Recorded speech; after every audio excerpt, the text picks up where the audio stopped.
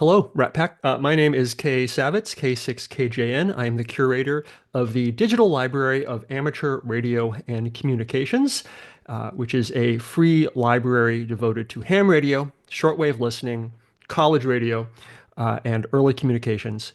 DLARC is a service of the Internet Archive. If there's one thing I want you to come away with from this talk today, the one big takeaway, it's that DLARC is the free online ham radio library. Next, I'd like to get a little more specific, provide a little more context. So DLARC is the free online ham radio library. Okay, Kate, we get it, but what is it really, and how did we get here? So you've probably heard of the Internet Archive. It's a free online research library. It's a nonprofit organization founded in 1996 by a rich guy. It's best known for two things. One is the Wayback Machine, which is a service that you may have used that has 28 plus years of web history accessible, 835 billion web pages have been archived. You can see websites that no longer exist. You can see websites the way they used to be, and it's a great time machine for the internet. So that's the first thing that the Internet Archive is known for. The other thing the Internet Archive known for, oddly, is the Grateful Dead. They have an absolutely amazing collection of Grateful Dead music, and it's the approved by the band, and it's I don't know a thing about the Grateful Dead, but I do know that it's the second reason people know the Internet Archive. So the Internet Archive is a 501c3 nonprofit. They're building a digital library of internet sites and cultural artifacts in digital form. Like a paper library, we provide free access to researchers and historians and scholars and the general public. And the mission is to provide universal access to all knowledge. In addition to the 800 billion web pages, Internet Archive has 44 million books and texts, 15 million audio recordings, 10 million videos, 5 million images, a million software programs, and DLARC is a little slice of what Internet Archive does and what I will be talking to you about. So that's half of why the Digital Library of Amateur Radio and Communications exists. The other half is the ARDC, Amateur Radio Digital Communications. It's a private foundation that gives grants and scholarships in support of amateur radio. In 2023, they gave 69 grants totaling $6.3 million. In 2022, they gave 101 grants of more than $8 million. And the group's grant to the Internet Archive is why the Digital Library of Amateur Radio and Communications exists.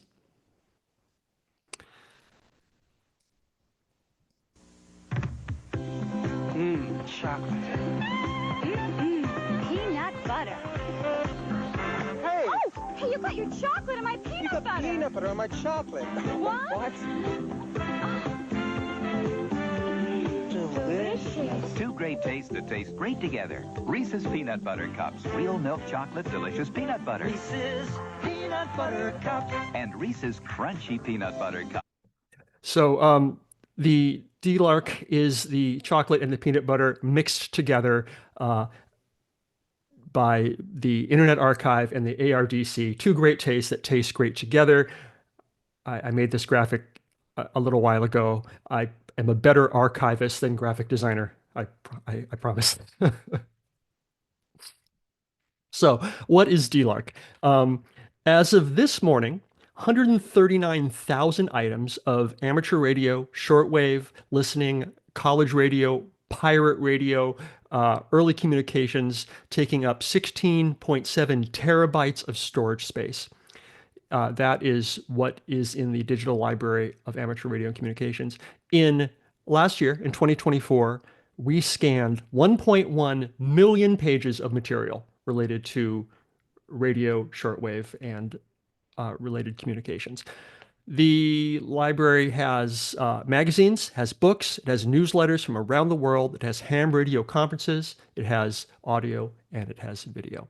I would like you to meet Eliza. This is Eliza. She works for Internet Archive, and she is one of many people who work scanning material. I just want to show you how the scanning works. This is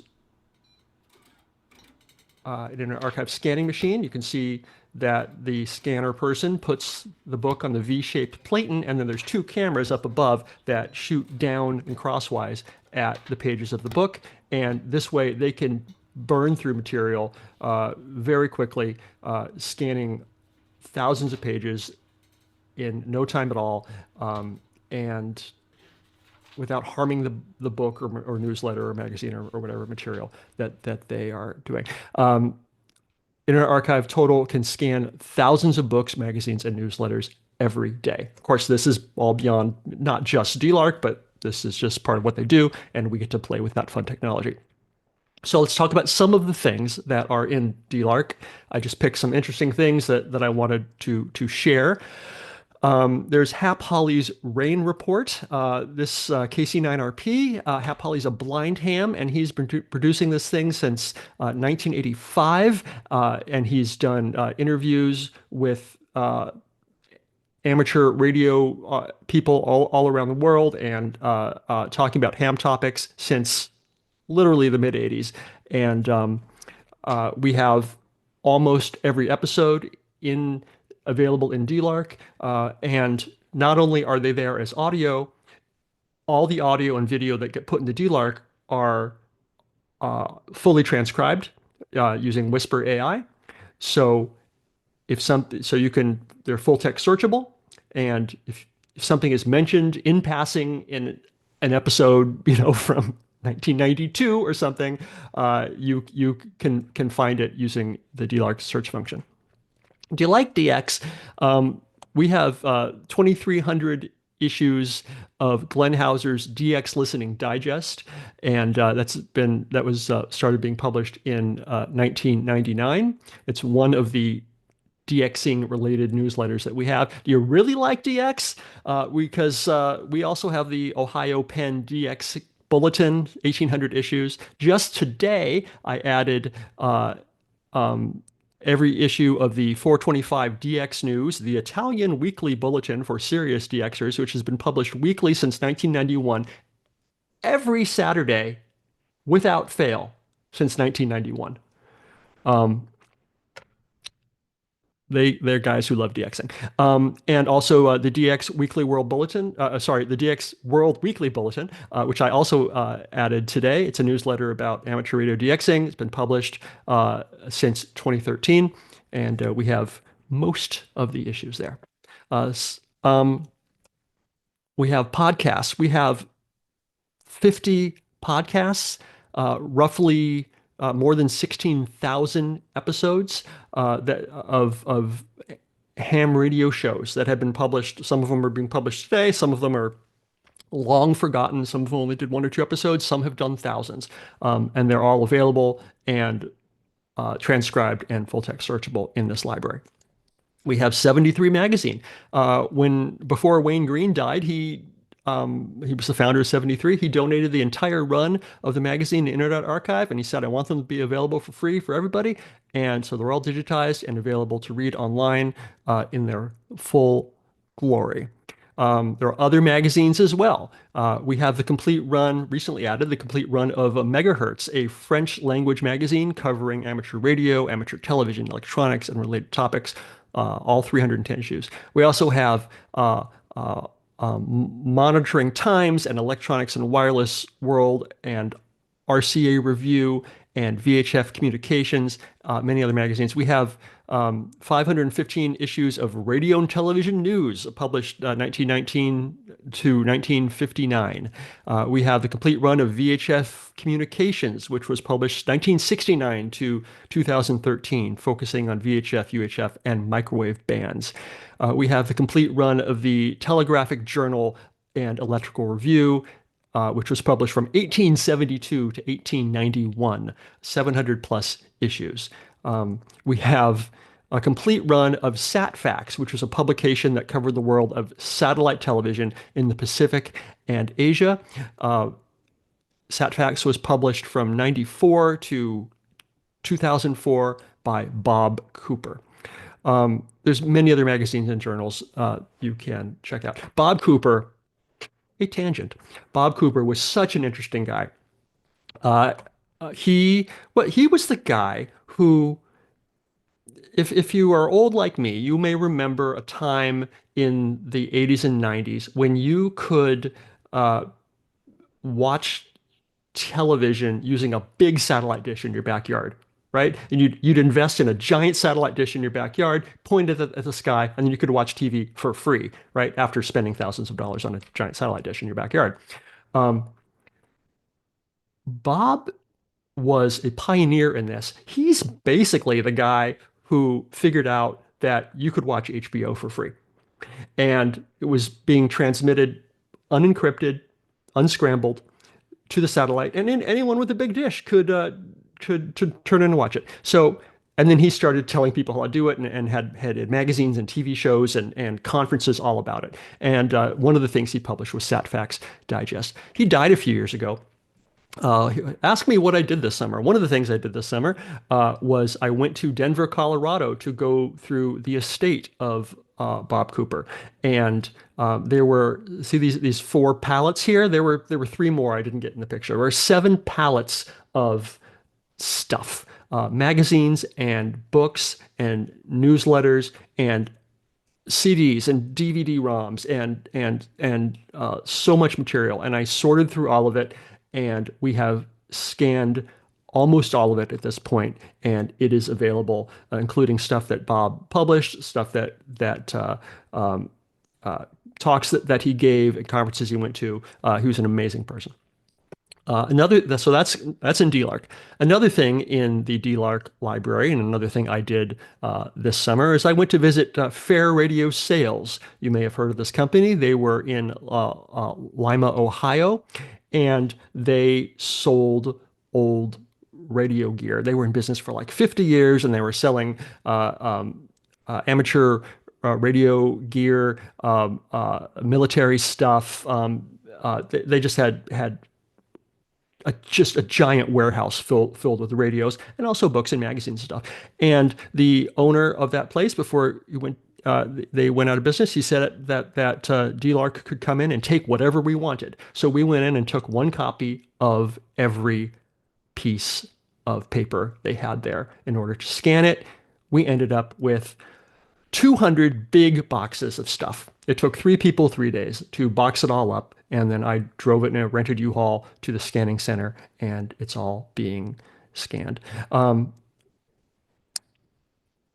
He had catalogs from around the world, technical books, guides, manuals, from military manuals to avionics, and all radio related and all online now or going to be.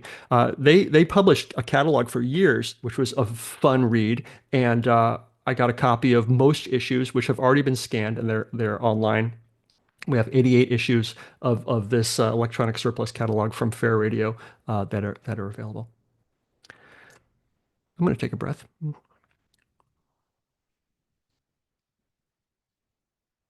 All right, now we're going to get into.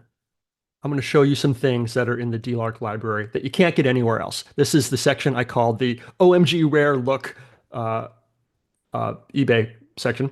No, seriously, this is stuff that we have managed to make available for you for free, and because it wasn't available because we digitized it or we found it or whatever.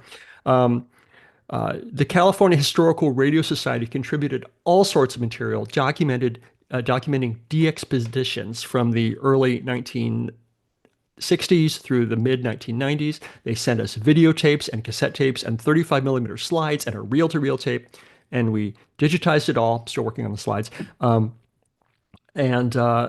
So we have these slideshows and descriptions, audio descriptions of these de-expeditions going back to I think 1961, of these amazing trips that people have taken to do ham radio things.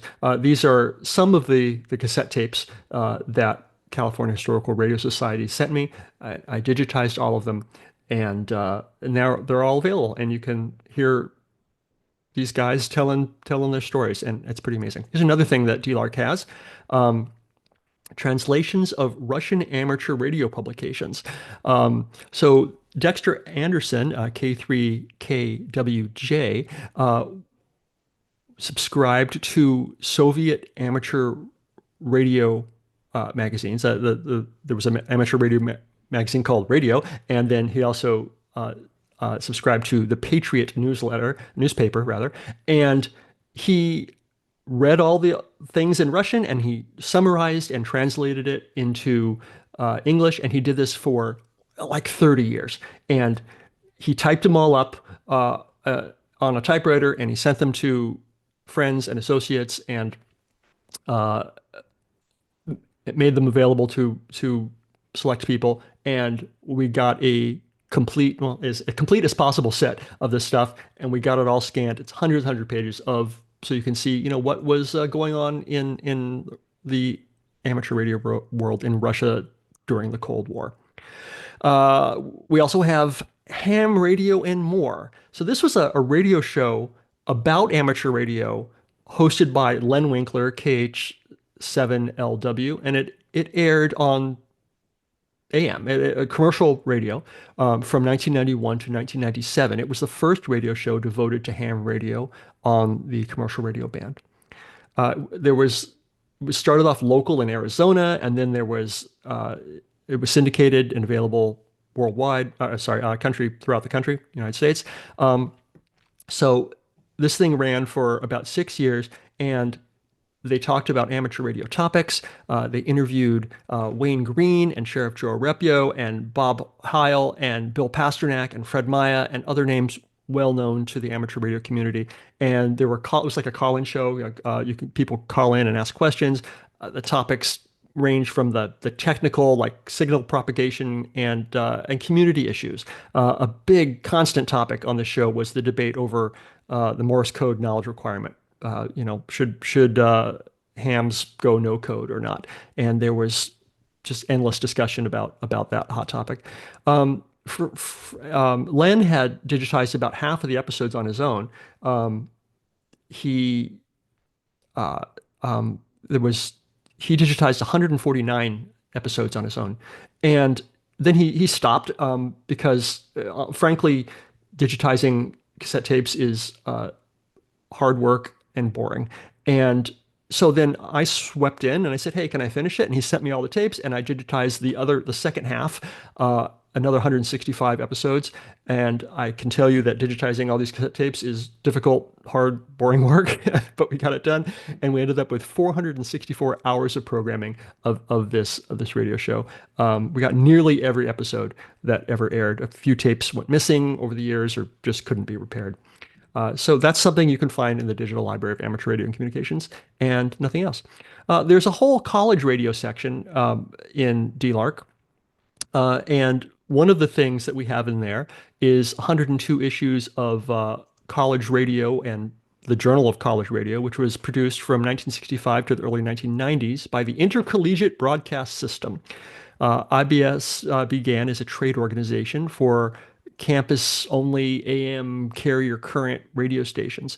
And despite their long history, the Intercollegiate Broadcast System doesn't have their own archive. So when we wanted to see if we could get every issue of college radio, they didn't have it. And they were scattered around various libraries around the country and around the world. So we've been collecting them all, and we have built a significant collection of 102 issues, which are, with the gracious permission of the Intercollegiate Broadcast System, available online for you to read, download, search through, and they're all there. This is one of my favorite ones. Chuck Vesey, when he was 16 years old in the 80s, loved shortwave radio, and he listened to shortwave radio and listened to DX stations, and then he wrote away to those stations and asked for QSL cards and radio pennants and things, and they sent him things. And for like 2 or 3 years, he collected all these things from all over the world, some Soviet stations and Chinese stations and Cuba and everywhere. And he saved it all. And eventually he gave it all to DLARC, and we scanned it all. And now there's about 100 items of QSL cards and rare broadcast schedules and pictures of QSL pennants and things. And so that's another thing that you'll find in DLARC. I'm going to talk about newsletters for a second. We've been talking about things that are unique to DLARC, and now I'd like to take a second and talk about stuff that's not unique to DLARC. For instance, we have newsletters from ham clubs all around the world. 145 newsletters right now, newsletter collections right now, totaling more than 45,000 issues. A lot of these are on the club websites. And if you have a club or any club, you might have a club website with, newsletters, PDFs or whatever. And that's fine. And when I go to clubs and I ask for permission, okay, can we archive your newsletter or make it available in the library? And when they say yes, they get a couple of benefits. First of all, we give them a backup. Websites go down, people forget to register, renew domain names. So we back up everything. We make it all full text searchable, and we make them all available in one place. So you as a researcher or ham radio user can go to this one place and search, 45,000 newsletters from around the world in one fell swoop without having to rely on Google doing the right thing.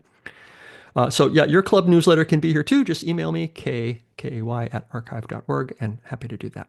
Some of the newsletters are a little weird. I picked out a couple, some that and love, like W5YI report. And then there's weird niche newsletters. Two of them that we have are the American Ionospheric Propagation Association. Say that 3 times fast. That was a club for TV and FM DXers, enthusiasts who tried to receive television and radio signals from as far away as possible. The group was founded in 1953 and lasted until 1963. We have probably all of their newsletters. It's hard to tell. And then also the Bicycle Mobile Hams of America is a radio club promoting bicycling, amateur radio, and doing both together. We have a complete archive of the group's newsletter. The club still exists, and I love them for that. So yeah, we got some mainstream stuff, we got some oddball stuff, and that's fun. And yes, RATPAC is archived. Everything you post to your YouTube channel is automatically brought in to be copied into the DLARC library. YouTube can take, I tell people, YouTube can take your channel down for any reason or no reason at all. So it's good to have a backup. And so it's all here. It's all searchable. And I'm thrilled that RATPAC is part of DLARC as well. Conferences, real quick, ham radio conferences. We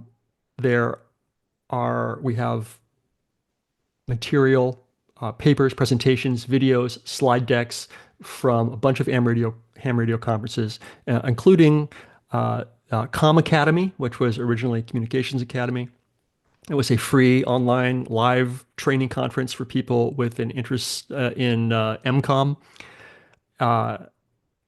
developing their emergency communication skills. That conference existed from 1998 to 2022. We have all the papers and as many things as we could get from them. And then also the International EME Conference, Earth, Moon Bounce people. We got a bunch of stuff from them. And micro hams and HamSci and Software Defined Radio Academy, a bunch of things. I'm archiving as many ham radio conferences as possible. So this is my little sheet of some of the things that are available. Some of these things I've mentioned and some haven't, but there's a lot of material in DLARC. I'm trying to cover uh,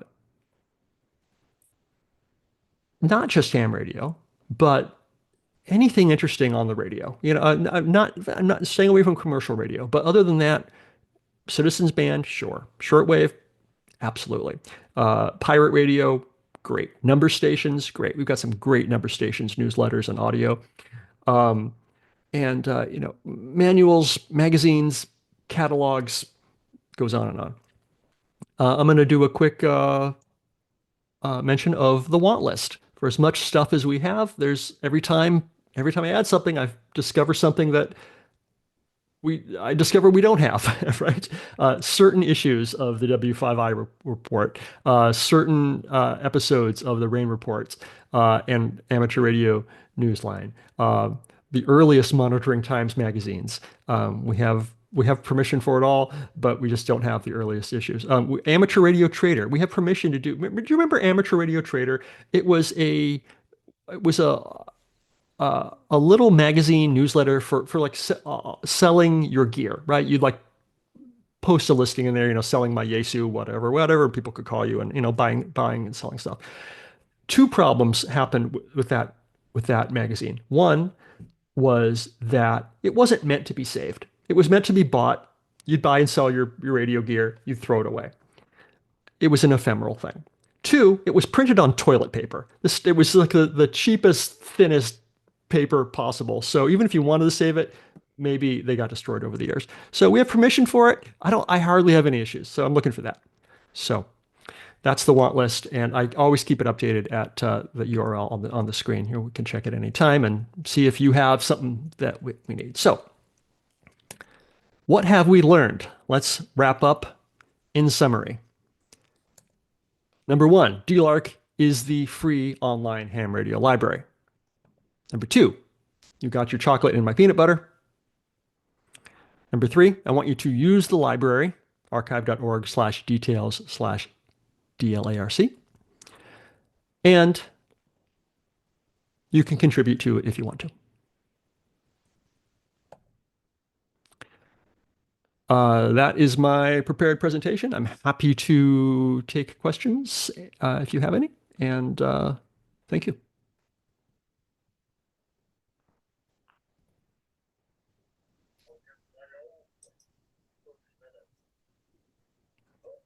Yeah, this is Gene in Killeen, Texas. Good evening, sir. Hi, Gene. First of all, I want to say that this is a fantastic episode here tonight. I mean, a lot of good information. I wish I had 1% of the energy to pursue this endeavor. And I think that a lot of people on here on RATPAC will agree with me on that. Just absolutely unbelievable. I could spend probably 24 hours a day just looking over DLARC. I don't know if I'm pronouncing that right. Just trying to get familiar with all the stuff that's on there, then start going in piece by piece, alphabetically, so to speak, what's all in there. But great job. Thank you for appearing tonight. And thank you, Gene. Yeah, it is rabbit hole upon rabbit hole to search. People start looking, and then you'll find something that interests you, whatever it is, whether it's whatever bicycles and ham or EME or whatever, and then like, oh, you just dive down and the first thing people do when they go to DLARC the first time is they search for their call sign or their mama's call sign or whatever, and then we've got hundreds of call books, so you can find that, my grandpa was listed in the call book in 1950 whatever, or me or my mom was mentioned in some ham radio newsletter, and so that's the first thing people do. But then they start digging into it, and so it's a deep rabbit hole, and don't do it when you've got to be at work in 10 minutes. Okay, Dan, you got your hand yeah, up. not to be a Debbie Downer, but do you ever I didn't hear, I'm not to be into a like Debbie Downer, legal but issues with adding the stuff to your account. legal, I think the question was legal issues. Yeah, yeah, Um, but illegal issues. sure.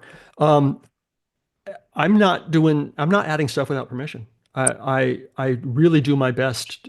I'm not going to add an organization's newsletters, for instance, without their permission. Now, sometimes an organization's been gone. The organization hasn't existed for 30 years. Seems like everyone's dead. There's no one to ask. I'm not hurting anybody, but put it online. But I'm trying to do the right thing whenever I across the board and not enrage the Yam community in any way and trying to do it right. And if we put something up we don't have permission for, you can ask and we'll take it down. Outstanding job. Again, thank you very much. Thank you. Okay, thank you, Gene. I think I'm on. Yeah, I was muted a minute ago talking away and I wasn't going anywhere. Dan, you had your hand up. You took it down. You wanted to come on and say what's on your mind? Yeah, I didn't intentionally take it down. Wow. Am I given to understand that if a section of the National Association was trying to instill a concept of a situational awareness trust by having the clubs and the various groups submitting their newsletters that's redistributed to everybody in this situational awareness trust, that we could we could use DLARC as a storage media? Yes, absolutely. Ah, ha, ha, ha, ha. Yeah. Okay. Some And some groups some groups, like I said before, like to use us as backup. They've got their own website, whatever. They put their stuff in them. And a couple of groups have just gone, you know what? Hosting our own newsletters or files or whatever is a pain. And you got to pay for storage and whatever. We lost the FTP site password and whatever it is. And so they just use us as the main home for their stuff. And that's fine too. Yeah. And I can work with you and, make it work out. Sure. and again, it's voluntary. Excuse me. Excuse me. It's just whatever each local jurisdiction's EC wants to share with the rest of their neighboring resources. Yes. Okay, that's got to be followed up on. And do you have archives of the National Association? The National Association board meeting minutes, for instance? of which association? That would be the National Association of Amateur Radio, I don't believe so. No. ARRL. Okay. I thought it was an organization I didn't know about that was called that. I Just try like, really? real hard to avoid certain acronyms. I see. We don't have much from the ARRL. They are welcome to use DLARC. So far, they have not expressed a lot of interest in that, doing that. But we're here when they're ready. Well, I emphatically applaud the effort. It is the epitome of transparency. And the Wayback Machine has saved a couple of friends of mine and myself bacon when in fact stuff disappeared so there could be no transition. And yes, it was found in the Wayback Machine. Excellent. I'm happy to hear So it. is that specific to DLARC or is that just the part of the greater library It's system? part of the greater library. DLARC is a thimble of water in a lake of what Internet Archive is. But it's my thimble. So I find the Wayback Machine very useful as well in both my personal endeavors and also when I'm looking for certain old ham radio things. Sometimes things are there and they're nowhere else. So Okay, very good. You got to drink some water. It's remarkable. I grew up in a house where mom was librarian for the Smithsonian Institution, Wow. tasked with categorizing them in 7 different languages. So books and old musty data is I don't know, to be revered in some aspects. So Absolutely. Yeah. thanks a lot. I'll figure out how to get in touch with you and follow Yeah, up. I'm Kay at archive.org, and we're welcome to Okay. email me. Okay. Just so I'm Dan, SEC for the San Joaquin Valley section. Nice to meet you, Dan. A at archive at Archive.org. Yeah. Okay. Anybody else got their hand up? I don't see it there. Over in chat, we have, it looks like Jim in Florida. He wanted to know, where's all this data, digital data stored at? That's a great question. Internet Archive has data centers in multiple locations. One of their big ones is in San Francisco, which I don't know if that instills a lot of confidence because there's never been any earthquakes or fires in San Francisco, but there are copies elsewhere in other countries and multiple regions. There's a new place in Canada, so there's multiple backups and safe situations. Well, great.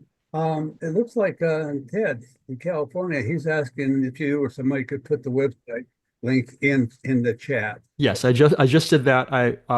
It's archive.org/details/DLARC, all lowercase. I see that. Thank you very much, Kay. You're Okay. quite welcome. Okay, I don't see anything more in chat. Oh, got a hand up here. Jim in Florida, go ahead and take it. Okay, can you hear me? Yes.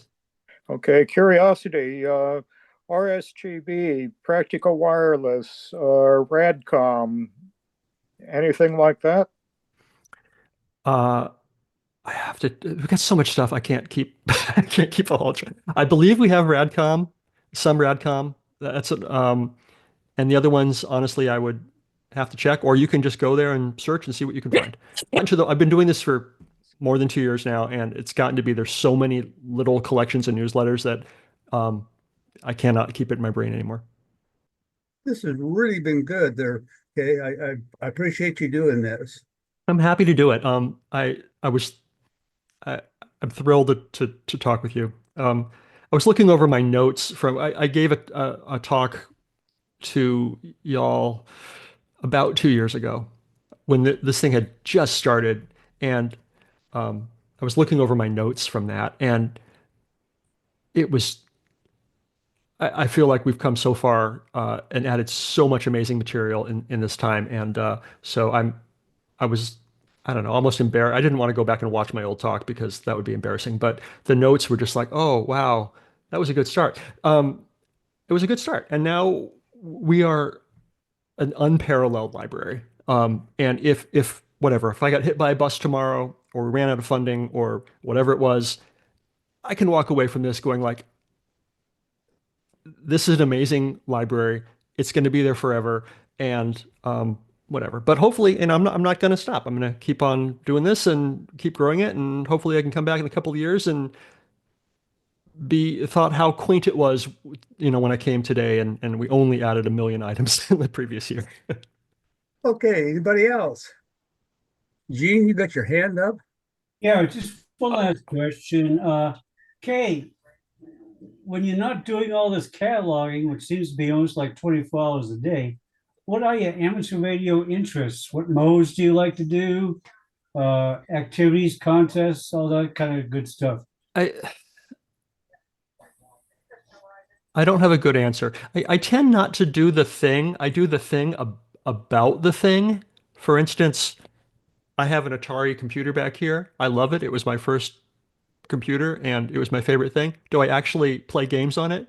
No. Not really. I interview people who did things with Atari computers and put those interviews on my podcast, So I do the thing about the thing. I want to get into some digital modes, uh,